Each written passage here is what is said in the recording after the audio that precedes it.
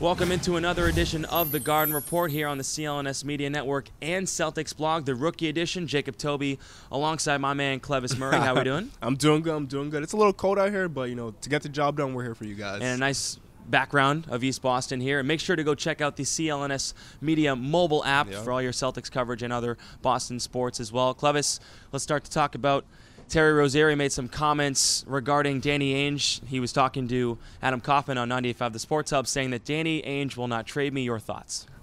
If you are not an All-NBA player, if you're not a perennial All-Star, you are on the table to be traded. It's the off-season. We need headlines to talk about. I think what Terry Rozier was just talking about was just a comedic joke, because throughout the offseason we heard about Jimmy Butler, we've heard about Paul George, and how Terry Rozier was always in those trade rumors, but the job never got done. So I think he was just throwing a little fun at that. Nothing more than just a little funny headline. Of course you're going to be on the trade market. He's been mentioned a bunch of times already. Yep. He's a guy that's going to come off the bench and do some pretty good things this year in his second year out of Louisville. But I mean, come on, Danny Ainge will trade everyone. He just traded Isaiah Thomas, who some people thought was your franchise point guard. Yep. He's out the door now. You trade Jay Crowder as well. So, like you said, everyone's on the table. Sometimes I would even include Gordon Hayward or Al Horford down the line if things don't work out. Danny Ainge will do everything. He traded Paul Pierce back in the day. Exactly. He can let go of anyone, and there's no doubt about that. And then when you say Gordon Hayward, I think we might see Gordon Hayward gone sooner rather than later if Jason Tatum or Jaylen Brown develop quicker than expected. And those guys, I think, somewhat are untradeable, but still, they're young players. Yep. Talking about Danny Ainge moving forward, is he done? Are there still deals to be made? You know what? I want to say that we're done. We have the current roster going forward because we made the major trades that we needed to make. The draft picks are kind of dwindling a little bit more. So I think the roster that we currently have is what we'll have until at least the December 15th deadline, when your free agents cannot be traded.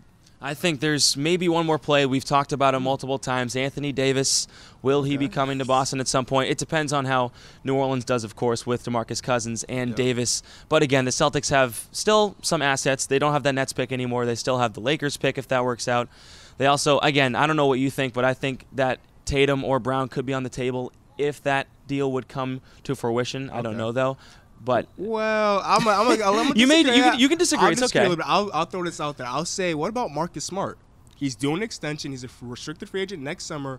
We haven't heard a peep of any extension talks. Could their deal be in the work of him getting dealt or anything like that? I think he's a player to watch going forward before the October 16th deadline to see if he might be traded, because there's nothing going on. We haven't heard a peep at all. So I think that's something that we should watch. With the Isaiah Thomas trade beforehand, you were saying that there were many guards on this roster. Yep. Now the roster is slimmed down a bit. Marcus Smart's going to have the six-man potential that we talked about in our last video.